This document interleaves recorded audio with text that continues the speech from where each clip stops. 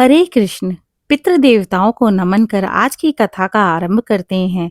आश्विन मास की कृष्ण पक्ष की अमावस्या तिथि को सर्वपित्र अमावस्या या महालय अमावस्या कहा गया है।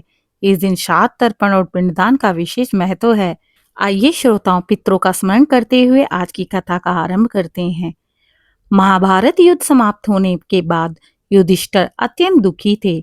उन्होंने देखा कि युद्ध में अनेक संबंधी भीष्म पितामह, द्रोणाचार्य, कर्ण, अभिमन्यु और कौरव पांडवों के अनगिनत वीर योद्धा वीर गति को प्राप्त हो गए हैं। धर्मराज सोचने लगे, मैं सभी का विधिवत श्राद्ध कैसे करूं? किसकी तिथि कब है ये भी ज्ञात नहीं। यह सोचकर वह भगवान श्री कृष्ण जी के पास गए और अपनी व्यथा सुनाई। श्री कृष्ण बोले, धर्मराज चिंता मत करो। आश्विन मास की कृष्ण पक्ष अमावस्या को सर्वपित्र अमावस्या कहते हैं।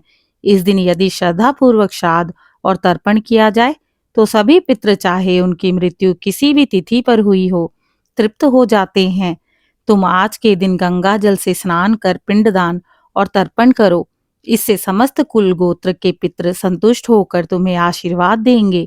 श्री कृष्ण जी के आदेश के अनुसार युधिष्ठिर ने स्नान किया, शुद्ध वस्त्र धारण किए और नदी तट पर जाकर तर्पण किया।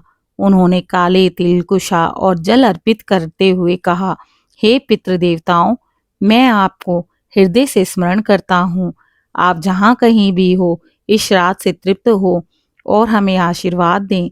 फिर उन्होंने ब्राह्मणों को भोजन करवाया और दान दिया। उस दिन युधिष्ठिर ने अपने सभी ज्ञात अज्ञात पितरों को तृप्त करने का संकल्प लिया। श्राद्ध पूर्ण होते ही युधिष्ठिर ने स्वप्न में देखा कि उनके पितृ प्रसन्न मुद्रा में खड़े हैं और कह रहे हैं, वत्स, आज तुम्हारे द्वारा किए गए श्राद्ध से हम तृप्त हो गए हैं। तुम्हारे वंश में सुख, शांति और समृद्धि बनी रहेगी। पितरों की सेवा करने वाला वंशज कभी दरिद्रता और दुख का सामना नहीं करता।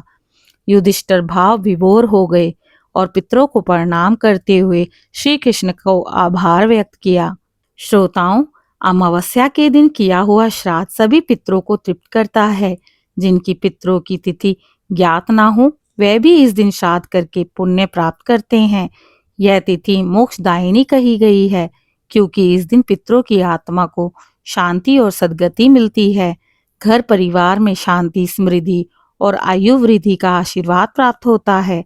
भक्तों, सर्वपित्र अमावस्या की यह कथा हमें यही सिखाती है कि अपने पितरों का स्मरण और सम्मान करना हमारा कर्तव्य है। उनके लिए किया गया तर्पण और श्राद्ध केवल धार्मिक कर्मकांड नहीं, बल्कि कृतज्ञता का प्रतीक है। आश्विन कृष्ण अमावस्या को विधिवत पूजा और दान करने से पितृ प्रसन्न होते हैं और उनका आशीर्वाद हमारे जीवन को सुख समृद्धि से भर देता है। इसलिए इस पावन तिथि पर प्रत्येक गृहस्थ को श्राद्ध, तर्पण और दान अवश्य करना चाहिए। हर हर महादेव। आशा करती हूँ आज आश्विन मास की सुनाई कथा आपको पसंद आई होगी। कृपया मेरे चैनल को लाइक, शेयर, सब्सक्राइब करें, अपने प्रियजनों से साझा करें।